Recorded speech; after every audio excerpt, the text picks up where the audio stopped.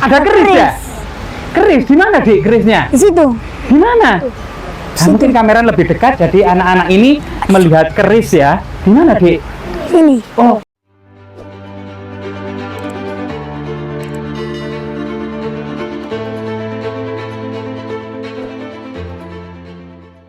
Ya, pemirsa, tadi kita punya firasat ya. Tadi malam kita bermimpi, kemudian ada semacam petunjuk, kita disuruh ke lokasi ini dan tidak menyangka lokasi ini sangat-sangat indah. Sumber mata air mineral dari celah batu mengalir seperti sungai, sangat-sangat besar sekali. Dan kita bersama warga lokal atau akamsi ya, anak kampung sini. Antara lain yang paling kiri, adik siapa ini? Ayu. Adik Bayu. Yang ini namanya adik siapa, Dik? Firza. Adik Firza. Dan ini yang paling tinggi, Dik Rafif. Dik Rafif kelas berapa, Dik? Kelas 5. Kelas 5. Kalau Dik Firza? Kelas 4. Kalau Dik Bayu? Kelas 4. Kelas 4, kelas 4, kelas 5 ya. Kelas 5 Ya. sekolah dasar ya. Iya. Dan adik Bayu ini kalau nggak salah, atau adik Rafif dan adik Firza, hampir tiap hari mandi di sumber mata air ini, Dik ya? Iya. Ya, ini sumber mata air ini juga dipercaya membuat awet muda. Lihat ya, akamsi-akamsi ini terlihat wajah-wajahnya cerah dan sangat-sangat ganteng gitu ya. Mungkin juga ini adalah efek yang tiap hari mandi di lokasi ini. Nah, ini bahkan ada kepercayaan kalau mandi di lokasi ini itu awet muda, lebih muda 10 tahun. Nah, ini. Dan coba kita telusuri jejak-jejak artefaktual, peninggalan kerajaan-kerajaan kuno, atau mungkin juga jejak-jejak pusaka. Kalau boleh tahu, Dek, melihat kejadian apa adik ketika sering mandi di sini itu, ada mungkin sosok-sosok yang dilihat apa? Ada cahaya biru ke sana. Oh, ada cahaya biru yang melesat yang ke sana gitu ya, Dik ya? Iya. Nah, nanti kita coba menyelidiki lokasi ini yang konon katanya tidak hanya akamsi anak kampung sini, melainkan juga warga sekitar itu sering melihat melesatnya cahaya kebiruan turun dan jatuh di lokasi ini. Mungkin aja itu adalah semacam pusaka peninggalan leluhur kita. Namun juga sebenarnya lokasi ini penuh dengan ikan-ikan yang sangat keramat kalau nggak salah, Dek ya. Iya. Ikan yang hidup di sini mungkin ribuan tahun atau sejak masa-masa kerajaan kuno. Dan situ ada tulisan semacam dilarang mengambil ikan atau apa namanya mancing di sini, Dek ya. Iya. Kenapa, Dek Rafif? Kok warga atau orang-orang dilarang mengambil ikan di sini? Karena dulu pernah ada orang ngambil ikan di sini, habis itu mati.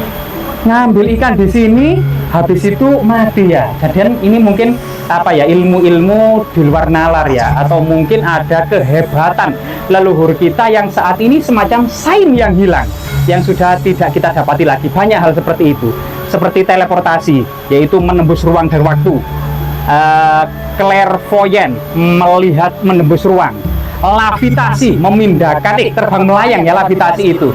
Kalau telekinesis, memindahkan benda-benda besar tanpa menyentuhnya. Nah, ini adalah ilmu-ilmu sains kuno yang saat ini hilang, atau semacam sains yang hilang.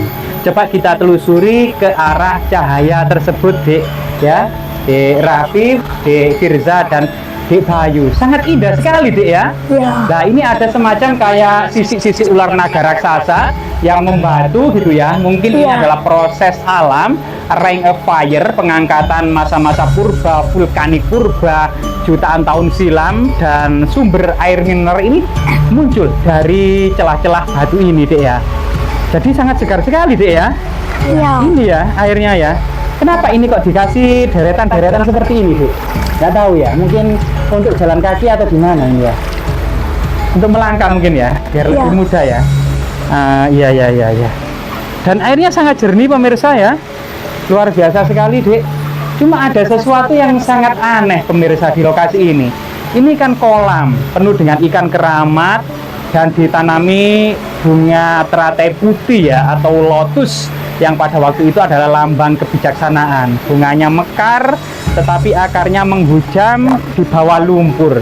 Lumpur yang hitam ternyata menumbuhkan bunga teratai yang putih dan sangat indah sekali. Dek, ada yang aneh, pemirsa mungkin bisa dilihat ya. Ini ada sesuatu yang menghujam ke tengah kolam, namun ini sampai ke atas ini ya. Mungkin masyarakat awam atau kita pada umumnya melihat hanya sebuah akar. Tapi kalau kita tanya kepada anak-anak ini ya, yang mungkin masih suci, masih bersih, belum banyak berbuat noda-noda dan dosa, mungkin penglihatannya itu jauh lebih baik dari kita semua. Kalau Dek Rafif, Dek Firza atau Dek Bayu melihat akar itu sebenarnya apa, Dek? Naga putih. Ular naga putih. Ya, bayangkan ya.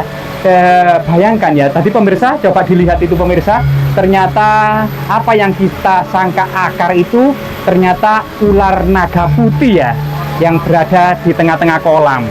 Ular naga sendiri pada masa kuno lambang kebijaksanaan, lambang para raja.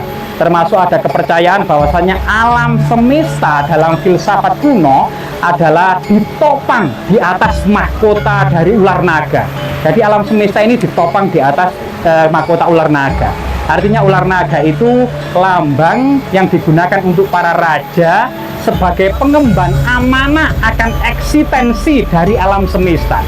Tanggung jawab masyarakat, rakyat, dan kehidupan ini di atas mahkota dari raja-raja kuno, raja-raja Singosari, raja-raja Majapahit, maupun raja-raja sebelumnya. Karena Kota Batu ini sebenarnya identik dengan masa-masa Empu Sindok. Nah, ini sudah banyak situs-situs yang ada di lokasi ini. Dan ini hutan bambu, Dek ya, di sana, Dek ya. Dan di situ juga banyak akar-akar yang cukup banyak, Dek, di situ, Dek ya. Akar-akarnya, Dek ya.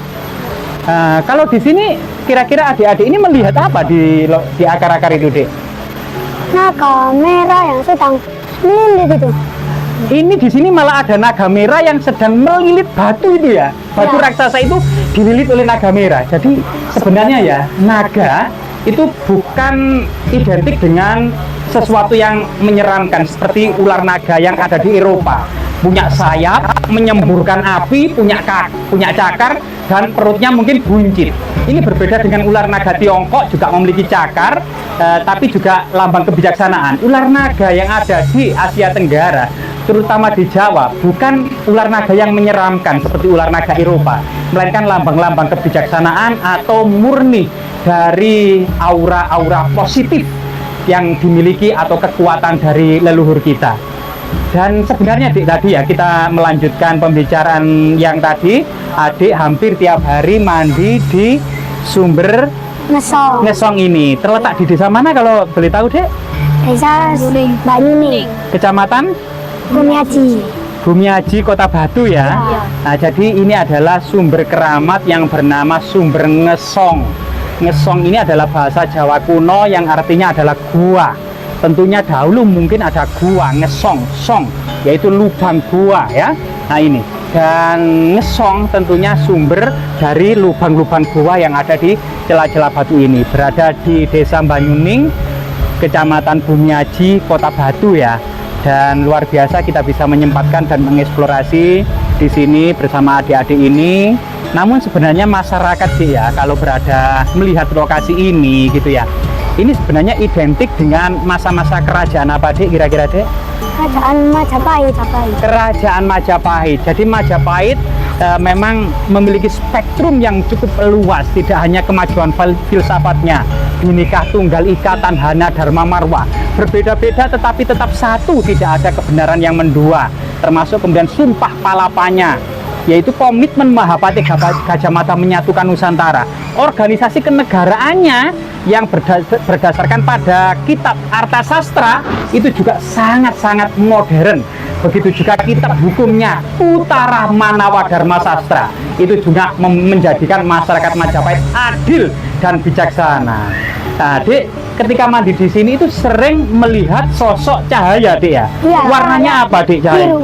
Kebiruan, Dek ya. Iya, melesat dari langit sana menuju mana, Dek? Situ. Situ ya. Iya. Kira-kira ada apa, Dek, di situ ya? Dek Firza, kira-kira ada apa, Dek? Dek Rafif dan Firza. Ada apa, Dek, kira-kira? Ada keris ya? Keris di mana, Dek, kerisnya? Di situ. Di mana?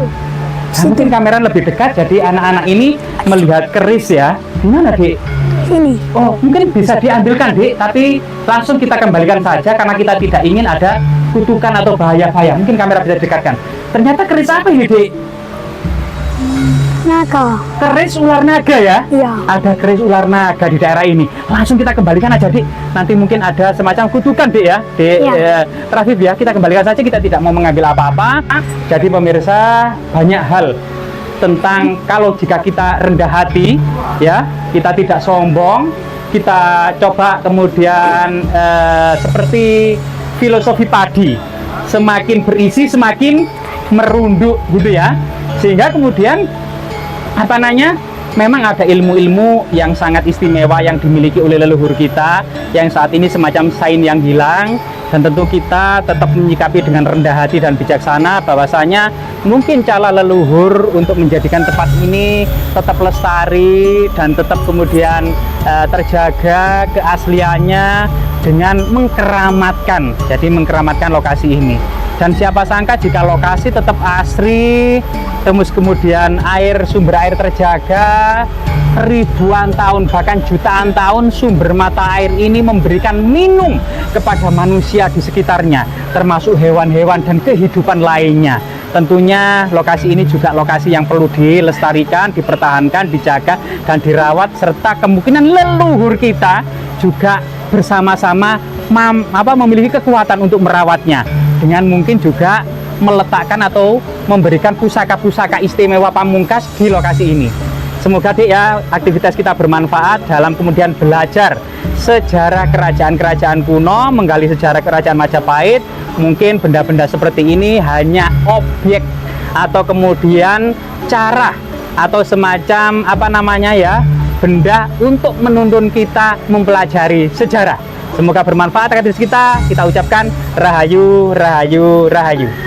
Ya, terima kasih Rafif, Dik Bayu, dan Dik siapa tadi? Firza.